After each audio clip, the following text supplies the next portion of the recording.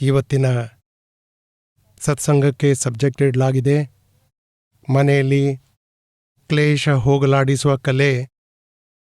ಜ್ಞಾನದ ನಂತರ ಬಂತು, ಪ್ರತಿಯೊಬ್ಬರ ಜೀವನದಲ್ಲಿ ಅನುಭವದಲ್ಲಿ ಬರುತ್ತೆ.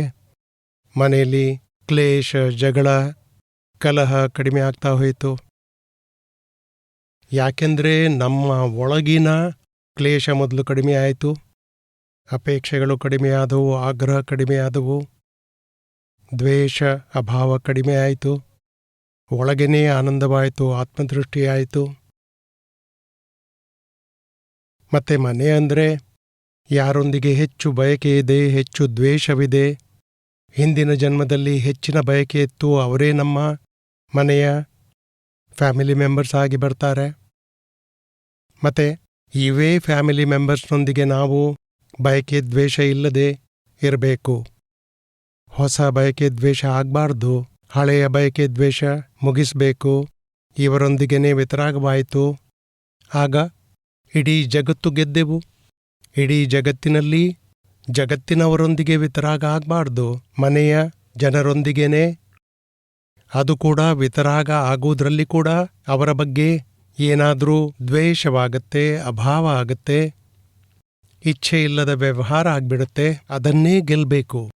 ಬಯಕೆದ್ದು ನಂತರ ಗೆಲ್ಲೋಣ, ಮೊದಲು ದ್ವೇಷದ್ದು ಭಾಗ ಗೆಲ್ಲೋಣ. ಯಾರೇ ವ್ಯಕ್ತಿ, ಹಸ್ಬೆಂಡ್ ಇರಲಿ, ವೈಫ್ ಇರಲಿ, ಅಥವಾ ಮಕ್ಕಳು, ತಂದೆ ತಾಯಿ, ಅತ್ತೆ ತಾಯಿ, ನಾದಿನಿ ಇರಬಹುದು, ಮತ್ತೆ ಅಣ್ಣ ತಮ್ಮ, ಹತ್ತಿರದ ಮನುಷ್ಯರೊಂದಿಗೇನೆ ದ್ವೇಷಭಾವ, ವೈರಭಾವ ಮುಗಿಸಬೇಕು.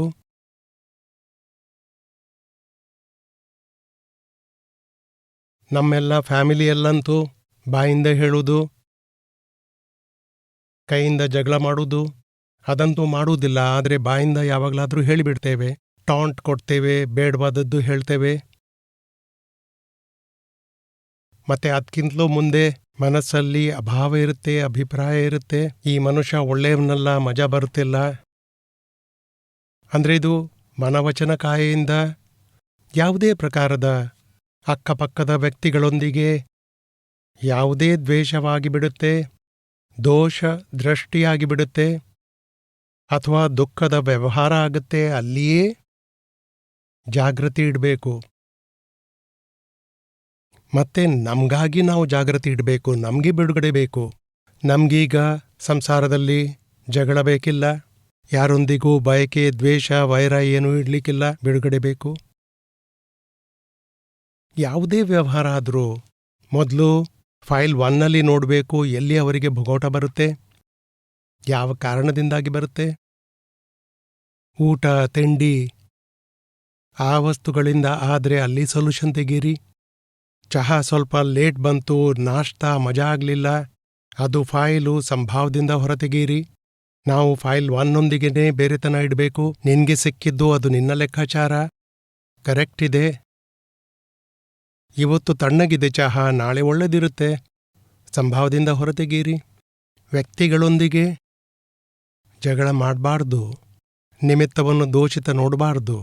1 ತಿಂಗಳಲ್ಲಿ 7 ಬಾರಿ ಬರುವುದಿದ್ರೆ ತಣ್ಣಗಿನ ಚಹಾ 7 ಬಾರಿ ಕುಡಿಯೋಣ, ಬಾಕಿ ನಾರ್ಮಲ್ ಸರಿಯಾದ ವ್ಯವಹಾರ ಆಗತ್ತೆ ಇನ್ನೊಂದು ಬಾರಿ. ನಾವು ಒಂದೊಂದು ಸಂಯೋಗವನ್ನು ಗೆಲ್ಲಬೇಕು, ಸಂಭಾವದಿಂದ ಹೊರತೆಗಿಬೇಕು. ತಪ್ಪು ಎಲ್ಲಾಗುತ್ತೆ? ಚಹಾದಿಂದಾಗಿ ಮಜಾ ಬರಲಿಲ್ಲ, ಯಾರು ಮಾಡ್ತಾರೆ ಅವರ ಮೇಲೆ ಜಗಳ ಮಾಡ್ತೀರಿ. ಗಮನ ಕೊಡೋದಿಲ್ಲ, ಟೈಮ್ನಲ್ಲಿ ಚಹಾ ಕೊಡೋದಿಲ್ಲ, ತಣ್ಣಗಾಗಿರುತ್ತೆ. ಅರೆ, ನಮಗೆ ಮತಭೇದ ತರಲಿಕ್ಕೇ ಇಲ್ಲ, ಕ್ಲೇಶ ಮಾಡೋಕೇ ಇಲ್ಲ, ನಮ್ಮ ತಪ್ಪು ಕಲ್ಪನೆ. ಇದು ಚಹಾ ಸ್ವತಃ ಫೈಲು ಹೊರಟು ಹೋದರೆ ಸದಕ್ಕಾಗಿ ಹೊರಟು ಹೋಗುತ್ತೆ. ಅದಕ್ಕಾಗಿ ನಾವು ಯಾರೊಂದಿಗೆ ಬಯಕೆ ದ್ವೇಷ ಯಾಕೆ ಮಾಡೋದು? ಅದು ತಪ್ಪು. ಊಟದಲ್ಲಿ ತುಂಬಾ ಕಿರಿಕಿರಿಯಾಗುತ್ತೆ, ಸಾರು ಒಳ್ಳೆದಿರಲಿಲ್ಲ, ಉಪ್ಪು ಹೆಚ್ಚಾಕಿದಾಳೆ, ಅಡ್ಜಸ್ಟ್ಮೆಂಟ್ ತಗೊಳ್ಳಿ, ಸೊಲ್ಯೂಷನ್ ತೆಗೀರಿ, ಪ್ಲಸ್ ಮೈನಸ್ ಮಾಡಿ ತಿಂದ್ಬಿಡಿ. ಬಾಯಿಯೊಳಗೆ ಹೋಯ್ತು, ಹೊಟ್ಟೆ ಏನು ಬೊಬ್ಬೆ ಹಾಕ್ಲಿಕ್ಕಿಲ್ಲ. ನಾವು ಸೊಲ್ಯೂಷನ್ ತರಬೇಕು. ಯಾವುದೇ ಪರಿಸ್ಥಿತಿಯಲ್ಲಿ ಯಾವ ಪರಿಸ್ಥಿತಿಯೂ ನಮ್ಮನ್ನು ಡಿಸ್ಟರ್ಬ್ ಮಾಡಬಾರ್ದು, ಅಂಥ ಅಡ್ಜಸ್ಟ್ಮೆಂಟ್ ತಗೋಬೇಕು. ಈ ಫೈಲ್ 1ಗಾಗಿ ಅಡ್ಜಸ್ಟ್ಮೆಂಟ್ ತಕ್ಷಣ ತಗೋತೇವೆ. ಅರೆ, ತಣ್ಣಗಾಗ್ತಿದೆ, ತಕ್ಷಣ ಜಾಕೆಟ್ ಹಾಕ್ಕೊಂಡೆವು, ಸ್ವಲ್ಪ ಗಂಟ್ಲು ಒಣಗಿದ್ರೆ ನೀರು ಕುಡಿದ್ಬಿಡಿ. ತಕ್ಷಣ ಅಡ್ಜಸ್ಟ್ಮೆಂಟ್. ಎದುರಿನವನದ್ದು ನಾವು ಯೋಚಿಸ್ಬೇಕು, ಅವನೇನು ಮಾಡಿಕೊಟ್ಟಿದ್ದಾನೆ. ನಮಗೆ ಇಚ್ಛೆ ಇಲ್ಲದಿದ್ದರೆ ನಾವು ಅಡ್ಜಸ್ಟ್ಮೆಂಟ್ ತಗೋಬೇಕು. ತಣ್ಣಗಿದ್ದದ್ದನ್ನು ನಾವು ಸುಧಾರಿಸುವುದಿಲ್ಲ. ಇಷ್ಟು ಚಳಿ ಆಗ್ತಿದೆ, ಕಟ್ಟಿಗೆ ಉರಿಸಿರಿ, ಹಿಟ್ ತಾಗಿಸಿ, ಅರೆ ನಾವು ಜಾಕೆಟ್ ಹಾಕೊಂಡು ತಿರುಗ್ತೇವೆ. ಇಲ್ಲಿ ಕೂಡ ತಿನ್ನೋದ್ರಲ್ಲಿ ಅಡ್ಜಸ್ಟ್ಮೆಂಟ್ ನಾವು ಮಾಡಬೇಕು. ನಾವು ಎದುರಿನವನನ್ನ ಸುಧಾರಿಸಲು ಹೋಗ್ತೇವೆ, ಅವನನ್ನು ಸುಧಾರಿಸಿದ್ರೆ ಏನೂ ಪ್ರಯೋಜನವಿಲ್ಲ. ನಾವು ಅಡ್ಜಸ್ಟ್ಮೆಂಟ್ ತಗೋಬೇಕು. ಸರಿ, ಕಡಿಮೆ ಹೆಚ್ಚು, ಇಚ್ಛೆ ಆದರೆ ತಿನ್ನಿ, ಇಚ್ಛೆ ಇಲ್ಲದಿದ್ರೆ ಕಡಿಮೆ ತಿನ್ನಿ, ಹೆಚ್ಚು ಇಚ್ಛೆ ಆದರೆ ಹೆಚ್ಚು ತಿನ್ನಿ. ಆದರೆ ಸೊಲ್ಯೂಷನ್ ನೀವೇ ತಗೋಬೇಕು. ನಾವು ನಮ್ಮ ದೃಷ್ಟಿ ಯಾವಾಗ್ಲೂ ಎದುರಿನವನನ್ನ ಸುಧಾರಿಸಲು ಹೋಗ್ತೇವೆ.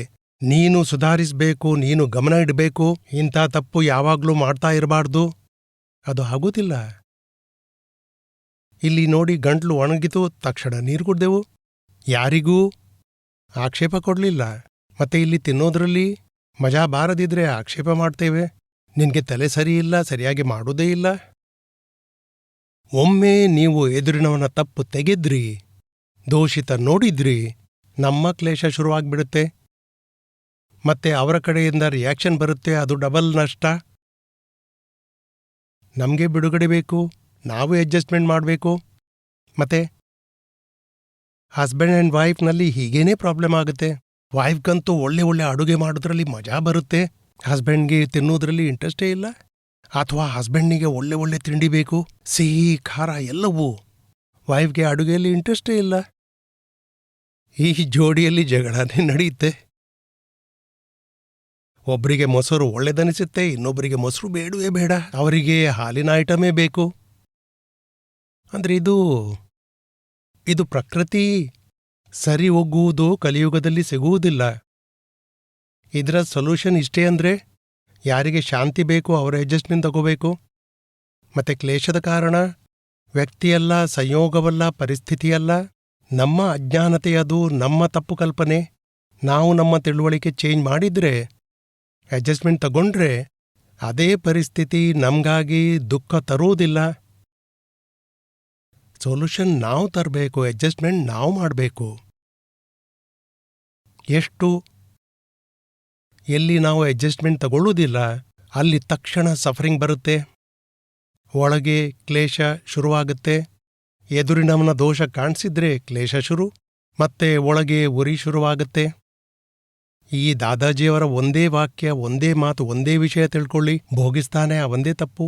ಏನೇ ಸಫರಿಂಗ್ ಬಂದ್ರು ಎದುರಿನವನ ದೋಷವಲ್ಲ, ನಮ್ಮ ತಪ್ಪಿನ ದೋಷವದು. ಏನ್ ತಪ್ಪಾಯ್ತು?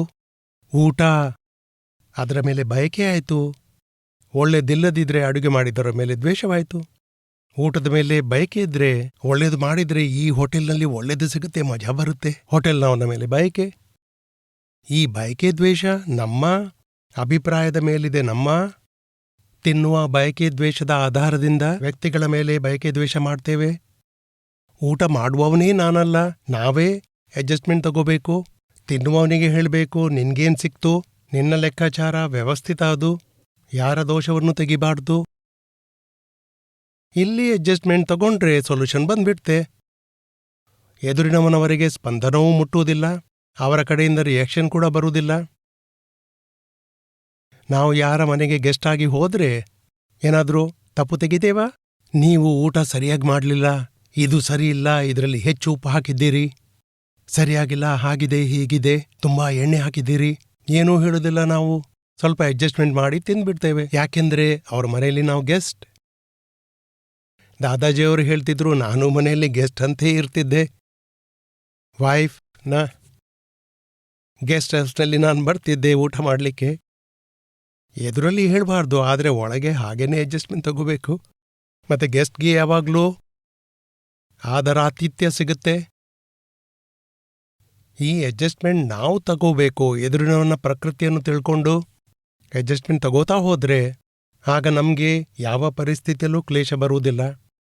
ಕ್ಲೇಶ ಆಗ್ಬಿಟ್ರು ಇಷ್ಟು ತಿಳ್ಕೋಬೇಕು, ಇದು ನಮ್ಮ ಮೋಹ, ನಮ್ಮ ಅಭಿಪ್ರಾಯವಿದು, ನಮ್ಮ ಅಜ್ಞಾನ ಮಾನ್ಯತೆ, ನಮ್ಮಲ್ಲಿ ಏನೋ ತಪ್ಪಿದೆ. ಮತ್ತೆ ಜ್ಞಾನದ ಬಳಿಕ ಸ್ವಲ್ಪ ವರ್ಷದ ನಂತರ ಸ್ಥೂಲ ದೋಷದಿಂದ ನಾವು ಹೊರಬರುತ್ತೇವೆ. ಈಗ ಸೂಕ್ಷ್ಮದಲ್ಲಿ ಜಾಗೃತಿ ಹೆಚ್ಚಿಸಿ. ಫೈಲ್ 1ಗೆ ಯಾವ ಪರಿಸ್ಥಿತಿ ಫೈಲ್ 1 ಅನ್ನು ಅಬ್ಸರ್ವೇ ಮಾಡಬೇಕು ನಾವು. ಅವರಿಗೆ ಏನು ಇಚ್ಛೆ ಇದೆ, ಏನು ಇಚ್ಛೆ ಇಲ್ಲ, ಎಲ್ಲಿ ಅವರಿಗೆ ದುಃಖವಾಗುತ್ತೆ, ಎಲ್ಲಿ ಎದುರಿನವ ದೋಷಿತ ಕಾಣಿಸ್ತಾರೆ. ನಿಮ್ಮ ಒಳಗೇನೆ ಸೊಲ್ಯೂಷನ್ ತೆಗಿಬೇಕು. ನಿಮಗೆ ಮೋಹ ಇದ್ರೇನೆ ಎದುರಿನಲ್ಲಿರುವ ವ್ಯಕ್ತಿ ಅವರ ವತಿಯಿಂದ ಏನಾದರೂ ಕೆಟ್ಟದಾದ ವ್ಯವಹಾರ ಆದರೆ ಆಗ ನಮಗೆ ಸಫರಿಂಗ್ ಬರುತ್ತೆ. ಹೀಗೆ ಯಾಕೆ ಮಾಡ್ತಾನೆ, ಯಾಕೆ ಅರ್ಥವಾಗ್ತಿಲ್ಲ, ಬಾರಿ ಬಾರಿ ಇಂಥ ತಪ್ಪು ಯಾಕೆ ಮಾಡ್ತಾನೆ, ಅದು ನಮ್ಮ ತಪ್ಪು. ನಾವು ತಕ್ಷಣ ನಿರ್ದೋಷ ದೃಷ್ಟಿ ಇಡಬೇಕು, ಶುದ್ಧಾತ್ಮ ನೋಡಬೇಕು, ಪ್ರಕೃತಿಯ ತುಂಬಿದ ಸಾಮಗ್ರಿ ನೋಡಬೇಕು, ಪ್ರಾರ್ಥನೆ ಮಾಡಿ, ಉಪಾಯ ಮಾಡಿ, ಬೇರೆತನದ ಜಾಗೃತಿ ಇಟ್ಟು. ಆದರೆ ಕ್ಲೇಶ ಪರಿಣಾಮ ಅದನ್ನು ಅರಿತು ಮುಗಿಸಬೇಕು. ಒಂದೊಂದು ಪರಿಸ್ಥಿತಿ ಒಬ್ಬೊಬ್ಬರೊಂದಿಗಿನ ಏನೇ ಕ್ಲೇಶ ಪರಿಣಾಮ ಆಯಿತು, ಸ್ವತಃ ಮೋಹ ನೋಡಿ, ಸ್ವತಃ ಅಪೇಕ್ಷೆ ನೋಡಿ, ಸ್ವತಃ ಆಗ್ರಹ ನೋಡಿ, ನಿಮ್ಮ ತಪ್ಪು ತಿಳುವಳಿಕೆ ಹೊರಟೋಯ್ತು, ದೋಷ ತೊಳೆದ್ಬಿಟ್ರಿ. ಅದೇ ಪರಿಣಾಮದಲ್ಲಿ ಕ್ಲೇಶವಾಗುವುದಿಲ್ಲ. ಕ್ಲೇಶ ಅದರ ಕಾರಣ ಯಾವುದೇ ವ್ಯಕ್ತಿಯಲ್ಲ, ಸಂಯೋಗವಲ್ಲ, ಪರಿಸ್ಥಿತಿಯಲ್ಲ, 100% ಸ್ವತಃ ತಪ್ಪು ಕಲ್ಪನೆ. ಮತ್ತೆ ಅದೂ ನಮಗೆ ಇಷ್ಟೆಲ್ಲ ಅಕ್ರಮ ವಿಜ್ಞಾನ ನಮ್ಮಲ್ಲಿದೆ. ದಾದಾಜಿಯವರ ಎಷ್ಟೊಂದು ಜ್ಞಾನವಾಣಿ ಇದೆ. ಜ್ಞಾನವಾಣಿ ಅಪ್ಲೈ ಮಾಡಬೇಕು. 5 ಆಜ್ಞೆಗಳಿವೆ. ತಕರಾರು ಹೋಗಲಾಡಿಸಿ, ಅಡ್ಜಸ್ಟ್ ಎವ್ರಿವೇರ್, ಆದದ್ದು ನ್ಯಾಯ, ಭೋಗಿಸುವವನ ತಪ್ಪದು, ನಿರ್ದೋಷ ದೃಷ್ಟಿ. ಏನಾದರೂ ಅಡ್ಜಸ್ಟ್ಮೆಂಟ್ ತಗೊಂಡು ಒಳಗಿನಲ್ಲೇ ಅಡ್ಜಸ್ಟ್ಮೆಂಟ್ ತಗೋಬೇಕು. ಊಟದಿಂದಾಗಿ ಮನೆಯಲ್ಲಿ ಬಹಳಷ್ಟು ಕ್ಲೇಶಗಳಾಗ್ತವೆ. ಇನ್ನೊಂದು ಕಾರಣ ವಿಷಯ ವಿಕಾರ, ಅದು ಕೂಡ ತುಂಬ ದೊಡ್ಡ ಕ್ಲೇಶಕ್ಕೆ ಕಾರಣ. ಒಬ್ಬನಿಗೆ ಬೇಕು, ಇನ್ನೊಬ್ಬನಿಗೆ ಬೇಕಿಲ್ಲ. ನೀವು ನನ್ನ ಅಪೇಕ್ಷೆ ಪೂರ್ತಿಗೊಳಿಸಿ, ಒಬ್ಬ ತಿರಸ್ಕಾರ ಮಾಡ್ತಾನೆ, ಇನ್ನೊಬ್ಬ ಡಿಮಾಂಡ್ ಮಾಡ್ತಾನೆ, ಜಗಳವೆಲ್ಲ ಆಗ್ಬಿಡುತ್ತೆ. ಇಲ್ಲಿ ಕೂಡ ಸಮಾಧಾನವಾಗಿ ಸೊಲ್ಯೂಷನ್ ತರಬೇಕು. ಒಬ್ರಿನ್ನೊಬ್ಬರಿಗೆ ದುಃಖವಾಗಬಾರ್ದು, ಅಂಥ ಸೊಲ್ಯೂಷನ್ ತರಬೇಕು. ನಮ್ಮದೇ ಮೋಹ ನಾವು ಮುಗಿಸ್ತಾ ಹೋದ್ರೆ ಆಗ ಮೆಲ್ಲ ಮೆಲ್ಲನೆ ಮನೆಯಲ್ಲಿ ಕ್ಲೇಶವೂ ಕಡಿಮೆ ಆಗುತ್ತೆ. ಅಂದರೆ ಎಲ್ಲ ಪರಿಸ್ಥಿತಿಯಲ್ಲಿ ಜ್ಞಾನವನ್ನು ಅವಲಂಬಿಸಿಕೊಂಡು ಸೊಲ್ಯೂಷನ್ ತರಬೇಕು. 2 ಪ್ರಕೃತಿ, 2 ಮನಸ್ಸು ಒಟ್ಟಿಗೆ ಯಾವಾಗಲೂ ಇರುವುದೇ ಇಲ್ಲ. ನಮ್ಮ ವ್ಯೂ ಪಾಯಿಂಟ್ಸ್, ಎದುರಿನವನ ವ್ಯೂ ಪಾಯಿಂಟ್ಸ್, ನಮ್ಮ ಮತ, ಎದುರಿನವನ ಮತ, 2 ಒಂದು ರೀತಿಯಾಗಿ ಇರುವುದೇ ಇಲ್ಲ. ಯಾರಿಗೆ ಶಾಂತಿ ಬೇಕು ಅವರೇ ಅಡ್ಜಸ್ಟ್ಮೆಂಟ್ ತಗೋಬೇಕು. ಎದುರಿನವ ದಾದಾಜಿಯವರು ಹೇಳ್ತಿದ್ರು, ನಾನು ನನ್ನ ಮತವನ್ನೇ ಬಿಟ್ಟಿದ್ದೆ. ಎದುರಿನವನ ಮತ ಅದೇ ನಮ್ಮ ಮತ, ನಿಮ್ಗೆ ಏನು ಇಚ್ಛೆ ಅದರಲ್ಲಿ ನಾವು ಅಡ್ಜಸ್ಟ್ ಆಗ್ತೇವೆ. ಆಗ ನಮಗೆ ಕ್ಲೇಶ ಇರುವುದೇ ಇಲ್ಲ, ದುಃಖ ಇರಲಿಕ್ಕೇ ಇಲ್ಲ. ಈ ಕ್ರೋಧ, ಮಾನ, ಮಾಯೆ, ಲೋಭ ಕ್ಲೇಶ ಮಾಡಿಸುತ್ತೆ. ಅಪೇಕ್ಷ, ಮೋಹ ಮತ್ತು ಲೋಭ, ವಿಕಾರ, ಮೋಹ, ಇದು ನಮ್ಮ ದೋಷ, ನಮ್ಮಲ್ಲಿ ಕ್ಲೇಶ ತಂದುಬಿಡುತ್ತೆ. ಅದು ಎದುರಿನವನ ವ್ಯಕ್ತಿಯಲ್ಲ. ಅಲ್ಲಿ ಜಾಗೃತಿ ಇಡಬೇಕು. ಎಲ್ಲ ಮಹಾತ್ಮರು ಈ ಪುರುಷಾರ್ಥ ಮಾಡಿದ್ದಾರೆ. ಮೊದಲು ಸ್ಥೂಲ, ಯಾರಿಗೂ ದುಃಖವಾಗಬಾರ್ದು, ಅದರಲ್ಲಿ ನಾವು ಜಾಗೃತರಾಗಿದ್ದೇವೆ. ಒಳಗೆ ಏನಾದರೂ ಸಫರಿಂಗ್ ಬಂದರೆ, ಕ್ಲೇಶ ಪರಿಣಾಮ ಏನಾದರೂ ಹಾನಿಯಾದರೆ ಒಳಗೆ ನಮಗೆ ಸಫರಿಂಗ್ ಬರುತ್ತೆ. ಗಮನ ಇಡುವುದಿಲ್ಲ, ತುಂಬ ಹಾನಿ ಮಾಡಿಬಿಟ್ಟು. ಆಗ ನಾವು ತಿಳ್ಕೋಬೇಕು, ಲೋಭದ ಗ್ರಂಥಿ ಇದು, ಅದು ನಮಗೆ ಸಫರಿಂಗ್ ಕೊಡುತ್ತೆ. ಅದರ ಸೊಲ್ಯೂಷನ್ ತೆಗೀರಿ. ಮನುಷ್ಯ ಅಂತೂ ಬಚಾವಾದ, ಹೆಚ್ಚು ಹಾನಿ ಆಗಲಿಲ್ಲ. ಮತ್ತೆ ಏನಾಯಿತು ಅದು ವ್ಯವಸ್ಥಿತ, ಯಾರ ದೋಷವೂ ಇಲ್ಲ. ಅಂದರೆ ಒಂದೊಂದು ಪರಿಸ್ಥಿತಿಯಲ್ಲಿ ಸೊಲ್ಯೂಷನ್ ತರಬೇಕು. ಮತ್ತೆ ನಮ್ಮ ತಿಳುವಳಿಕೆ ಬದಲಿಸಬೇಕು. ಅಜ್ಞಾನ ದೇಶೀಯ ಅರಿವಿನಿಂದ ಕ್ಲೇಶವಾಗ್ತಿತ್ತು. ಜ್ಞಾನಿಯ ತಿಳುವಳಿಕೆಯಿಂದ ನಾವು ಸೆಟ್ ಮಾಡಿದ್ರೆ ಅದೇ ಪರಿಸ್ಥಿತಿ, ಅದರಲ್ಲಿ ಕ್ಲೇಶವಾಗಲಿಕ್ಕಿಲ್ಲ. ಹೀಗೆ ಮಾಡ್ತಾ ಮಾಡ್ತಾ ನಮ್ಮ ಆನಂದ ನಿರಂತರ ಇರುತ್ತೆ. ಯಾವುದೇ ಪರಿಸ್ಥಿತಿ ನಮ್ಮ ಆನಂದವನ್ನು ಡಿಸ್ಟರ್ಬ್ ಮಾಡಲಿಕ್ಕಿಲ್ಲ. ಆಗ ನಮ್ಮ ಜ್ಞಾನ ದೇಶೆಯಲ್ಲಿ ಪ್ರಗತಿಯಾಗತ್ತೆ. ಪ್ರತಿಯೊಂದು ಪರಿಸ್ಥಿತಿಯಲ್ಲಿ ಆನಂದವಾಗಿರಬೇಕು. ಮನೆಯಲ್ಲಿ ಏನಾದರೂ ಡಿಸ್ಕಷನ್ ಆಗುತ್ತೆ ಅಥವಾ ಪ್ರೋಗ್ರಾಮ್ನಲ್ಲಿ ಹೀಗೆ ಮಾಡಬೇಕು, ಹಾಗೆ ಮಾಡಬಾರ್ದು, ನಮ್ಮ ವ್ಯೂ ಪಾಯಿಂಟ್ ಹೀಗೆ ಮಾಡಿದರೆ ಒಳ್ಳೆಯದು. ಬಾಕಿ ಡಿಸಿಷನ್ಸ್ ಎಲ್ಲರೂ ಕೂಡಿ ತಗೊಳ್ಳಿ. ನಮ್ಗೇನಾದ್ರೂ ಡಿಸಿಷನ್ ತಗೋಬೇಕಿದ್ರೆ ಆಗ್ಲೂ ಎಲ್ರಿಗೂ ಬೇಕಾಗುವಂತೇನೆ ತಗೊಳ್ಳಿ. ಅಂದ್ರೆ ಇದು ಅಡ್ಜಸ್ಟ್ಮೆಂಟ್ ಹೀಗಿದೆ. ಸ್ವತಃರು ಕ್ಲೇಶ ಕೂಡ ಮಾಡ್ಲಿಕ್ಕಿಲ್ಲ, ಎಲ್ರಿಗೂ ಸಮಾಧಾನವಿರುತ್ತೆ, ಎಲ್ರೂ ಜೊತೆಗೂಡಿ ಕಾರ್ಯ ಕೂಡ ಮಾಡಬಹುದು. ಮತ್ತೆ ಆಮೇಲೂ ನಮ್ಮ ಭಾವನೆ ಅಂದ್ರೆ ಯಾರಿಗೂ ದುಃಖವಾಗಬಾರ್ದು, ಯಾವ ಪರಿಸ್ಥಿತಿಯಲ್ಲೂ ದುಃಖಿಯಾಗಬಾರ್ದು. ನಮ್ಮ ವ್ಯವಹಾರದಿಂದ ಯಾರಿಗಾದರೂ ದುಃಖವಾಗುತ್ತೆ ಅಥವಾ ಎದುರಿನವನ ಅಪೇಕ್ಷೆ ನಮಗೆ ಪೂರೈಸ್ಲಿಕ್ಕೆ ಆಗೋದಿಲ್ಲ, ಅವರಿಗೆ ದುಃಖವಾಗುತ್ತೆ. ನಮಗೆ ದುಃಖ ಕೊಡುವ ಇಚ್ಛೆಯೂ ಇಲ್ಲ, ಯಾವ ಇಂಟೆನ್ಷನೂ ಇಲ್ಲ, ಆದರೂ ಎದುರಿನವನಿಗೆ ದುಃಖವಾಗ್ಬಿಡುತ್ತೆ. ಆಮೇಲೆ ಇನ್ನೊಂದು ಉಪಾಯ ಪ್ರತಿಕ್ರಮಣ. ಸೂಕ್ಷ್ಮದಲ್ಲಿ ಪ್ರತಿಕ್ರಮಣ ನೀವು ಮಾಡ್ತಾ ಇರಬೇಕು. ನನ್ನ ನಿಮಿತ್ತದಿಂದ ಅವರಿಗೆ ದುಃಖವಾಗಿದೆ, ಅವರ ಅಪೇಕ್ಷೆ ಪೂರ್ತಿಯಾಗಲಿಲ್ಲ, ಅದಕ್ಕಾಗಿ ದುಃಖವಾಯಿತು ಅವರಿಗೆ. ಹೇ ಶುದ್ಧಾತ್ಮ ಭಗವಂತ, ಕ್ಷಮೆ ಬೇಡ್ತೇನೆ, ನನಗೆ ಕ್ಷಮೆ ಕೊಡು, ಈ ಫೈಲನ್ನು ಸಂಭಾವದಿಂದ ಹೊರತೆಗೆಯಲು ಶಕ್ತಿ ಕೊಡು. ಹಾಗೆ ಮೆಲ್ಲ ಮೆಲ್ಲನೆ ನಮ್ಮಲ್ಲಿರುವ ಬಯಕೆ ದ್ವೇಷ ತೊಳಿತಾ ಹೋದ್ರೆ, ಪ್ರತಿಕ್ರಮಣ ಮಾಡ್ತಾ ಮಾಡ್ತಾ ನಮ್ಮ ದೋಷವನ್ನು ತೊಳಿತಾ ಹೋದ್ರೆ ಮೆಲ್ಲ ಮೆಲ್ಲನೆ ಎದುರಿನವನ ಲೆಕ್ಕದಿಂದ ನಾವು ಮುಕ್ತರಾಗ್ತೇವೆ. ಈ ಸೊಲ್ಯೂಷನ್ ನಮ್ಮ ಪುರುಷಾರ್ಥ. ಈ ಸೊಲ್ಯೂಷನ್ ತರುವುದರಲ್ಲಿರಬೇಕು. ಒಬ್ಬರಿನ್ನೊಬ್ಬರಿಗೆ ಪೂರಕವಾಗ್ಕೊಂಡು ಕಾಂಪ್ಲಿಮೆಂಟ್ರಿ, ಒಬ್ಬರಿನ್ನೊಬ್ಬರೊಂದಿಗೆ ಅಡ್ಜಸ್ಟ್ಮೆಂಟ್ ತಗೊಂಡು ಸೊಲ್ಯೂಷನ್ ತರಬೇಕು. ಎದುರಿನವನಿಗೆ ಹಾನಿ ಮಾಡಿ, ಹೊಡೆದು, ಅವಮಾನ ಮಾಡಿ, ನಮ್ಮ ಬೇಕಿದ್ದನ್ನು ಮಾಡಿ ಇನ್ನೊಬ್ಬರಿಗೆ ದುಃಖ ಕೊಡಬಾರ್ದು. ಇಲ್ಲಿ ಜಾಗೃತಿ ಇಡಬೇಕು. ಇಲ್ಲ, ನಾವು ಬೇರೆ ಇದ್ದು ಫೈಲ್ 1ಗೆ ತಿಳಿಸ್ಬೇಕು, ಹೀಗ್ ಮಾಡಬೇಡ, ಸಂಭಾವದಿಂದ ಹೊರತೆಗೆ, ದುಃಖ ಬಾರದಂತ ವ್ಯವಹಾರ ಮಾಡು. ಬೇರೆತನ ಇಟ್ರೆ ಆಗ್ಲೂ ಬಹುದೊಡ್ಡ ಪುರುಷಾರ್ಥವದು. ಮತ್ತೆ ಸೆಕೆಂಡ್ ಸ್ಟೇಜ್ನಲ್ಲಿ ಫೈಲ್ 1ನಿಂದ ಯಾರಿಗಾದ್ರೂ ದುಃಖವಾದ್ರೆ ಹತ್ತಿರದ ವ್ಯಕ್ತಿಗಳಿಗೆ ಪ್ರತಿಕ್ರಮಣ ಮಾಡಿದ್ರೆ ಆಗ್ಲೂ ಸಾಲ್ವ್ ಆಗತ್ತಾ ಹೋಗುತ್ತೆ. ಮತ್ತೆ ಎಷ್ಟೊಂದು ಮಂದಿಯ ಅನುಭವ ಇದು. ಜ್ಞಾನದ ಬಳಿಕ ಎಷ್ಟು ಪ್ರಕಾರದ ಮನೆಯಲ್ಲಿ ಕ್ಲೇಶ, ಜಗಳ ಹೊರಟೋಯ್ತು. ಆ ಅನುಭವ ಇದೆಯಲ್ಲ, ಯಾರ್ಯಾರಿಗೆ ಇಂಥ ಅನುಭವ ಆಗಿದೆ? ಬಹಳ ಮಂದಿಗೆ ಆಗಿದೆ. ನೀವು ನಿಮ್ಮ ಅನುಭವ ಖಂಡಿತ ತಿಳಿಸಿ. ಯಾವ ಪರಿಸ್ಥಿತಿಯಲ್ಲಿ ಮೊದಲು ಕ್ಲೇಶವಾಗ್ತಿತ್ತು, ಯಾವ ಜ್ಞಾನ ಅಪ್ಲೈ ಮಾಡಿದ್ರಿ, ಹೇಗೆ ಸಂತೋಷದಲ್ಲಿರ್ತೀರಿ, ಎಲ್ಲ ತಿಳಿಸಿ. ಅಜ್ಞಾನತೆ ಅಂದ್ರೆ ಅಂಧಕಾರ. ಅಂಧಕಾರದಲ್ಲಿ ಡಿಕ್ಕಿ ತಗಲುತ್ತೆ, ಮತಭೇದವಾಗ್ಬಿಡುತ್ತೆ. ಜ್ಞಾನವೆಂದರೆ ಪ್ರಕಾಶ. ಪ್ರಕಾಶದಲ್ಲಿ ಅಡ್ಜಸ್ಟ್ಮೆಂಟ್ ತಗೋಬಹುದು, ಸಮಾಧಾನವಾಗ್ಬೋದು, ಸೊಲ್ಯೂಷನ್ ಬರುತ್ತೆ, ಆನಂದವಾಗುತ್ತೆ. ಒಬ್ರಿನ್ನೊಬ್ಬರ ತಪ್ಪು ತೆಗೆದ್ರೇನೇ ಕ್ಲೇಶ ಬಂದ್ಬಿಡುತ್ತೆ. ಮತ್ತೆ ನಿರ್ದೋಷ ನೋಡಿದ್ರೆ ನಮ್ಮ ಕ್ಲೇಶ ಮುಗ್ದು ಹೋಗುತ್ತೆ.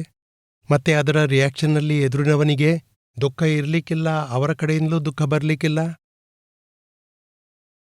ದೃಷ್ಟಿಯನ್ನೇ ಬದಲಿಸಬೇಕು, ವ್ಯಕ್ತಿಯನ್ನು ಬದಲಿಸಬಾರ್ದು. ಎದುರಿನ ವ್ಯಕ್ತಿ ಬದಲಾಗುವುದೂ ಇಲ್ಲ, ನಮ್ಮ ದೃಷ್ಟಿ ಬದಲಿಸಬೇಕು, ನಾವು ಅಡ್ಜಸ್ಟ್ಮೆಂಟ್ ಮಾಡ್ಕೋಬೇಕು. ಯಾರಿಗೇನಾದ್ರೂ ಹೇಳಬೇಕಿದ್ರೆ, ಯಾರ್ದಾದ್ರೂ ಅನುಭವ ಹೇಳಲಿಕ್ಕಿದ್ರೆ ಖಂಡಿತವಾಗಿ ಹೇಳಿ. ಮನೀಶ್ ಗುಲ್ವಾಡೆ. ಭಾವ ಇಂದಿನ ಪುರುಷಾರ್ಥ. ವಿಚಾರ ಡಿಸ್ಚಾರ್ಜ್ ಆಗಿದೆ ಅಂದ್ರೆ ವಿಚಾರ ಪಾಸ್ಟ್ ಲೈಫ್ ಇಂದ ಬರುತ್ತಾ ಗುರುಗಳೇ? ವಿಚಾರ ಇಂದಿನ ಭಾವ ನಮ್ದು. ಆಕ್ಚುಲಿ ವಿಚಾರ ಅದು ಪಾಸ್ಟ್ ಲೈಫ್ನದ್ದು, ವಾಣಿ ಪಾಸ್ಟ್ ಲೈಫ್ನದ್ದು, ವರ್ತನೆ ಕೂಡ ಪಾಸ್ಟ್ ಲೈಫ್ನದ್ದು, ಹಸ್ಬೆಂಡ್ ವೈಫ್ನ ರಿಲೇಷನ್ ಕೂಡ ಪಾಸ್ಟ್ ಲೈಫ್ನದ್ದು. ಆ ಬೀಜ ಬಿದ್ದಿತ್ತು, ಅದರ ಫಲ ಬಂತು. ಮಗ ಬಂದ, ಮಗಳು ಬಂದ್ಲು, ಅದು ಕೂಡ ಫಲ.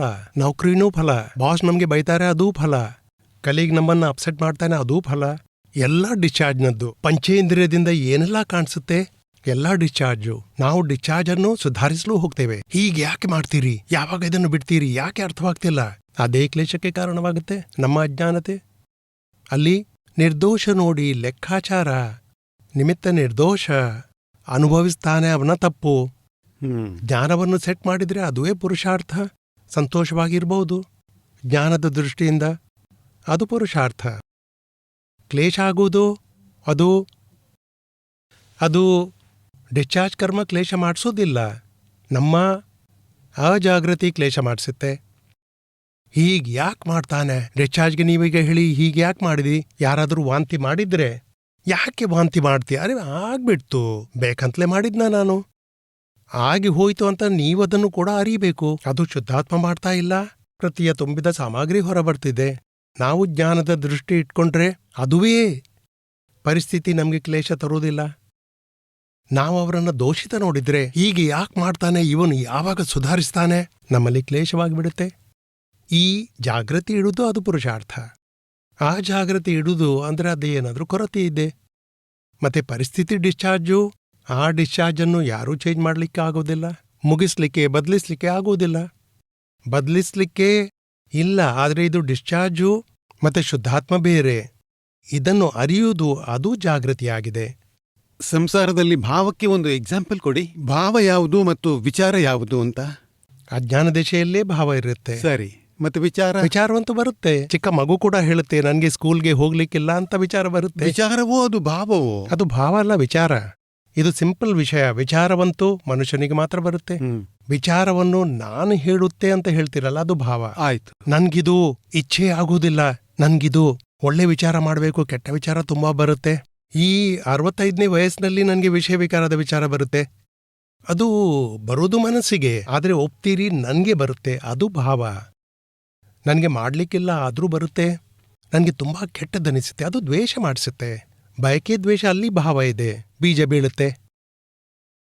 ಭಾವ ಅಂದ್ರೆ ಇದರ ಕರ್ತ ನಾನು, ಈ ಡಿಸ್ಚಾರ್ಜ್ನ ನಾನು ಕರ್ತನು, ಆ ಮಾನ್ಯತೆ, ಅದುವೇ ಭಾವ. ನಾನೇ ಮನೀಷ ಮತ್ತೆ ನಾನ್ ಮಾಡಿದ್ದು, ಅದು ಭಾವ ಬೀಜ. ಅರ್ಥವಾಯ್ತಲ್ಲ? ಅಂದ್ರೆ ಭಾವ ಪುರುಷಾರ್ಥವೇ ಗುರು? ಪುರುಷಾರ್ಥ ಬಂದ್ರೆ ಏನದು? ಕೆಟ್ಟ ಭಾವವನ್ನು ಸುಧಾರಿಸುವುದು, ಪಾಸಿಟಿವ್ ಮಾಡೋದು, ಅದು ಪುರುಷಾರ್ಥ. ಮತ್ತೆ ಅಲ್ಲಿ ಅಂತೂ ಬೇರೆ ಇಡಬೇಕು. ಇವೆಲ್ಲ ಮನುಷ್ಯನದ್ದು, ನನ್ನದಲ್ಲ, ನಾನು ಬೇರೆ. ಇದು ಮನಸ್ಸಿನ ವಿಚಾರ, ನಾನು ಜ್ಞಾತ ದೃಷ್ಟ, ಅದು ಪುರುಷಾರ್ಥ. ಆಯ್ತು.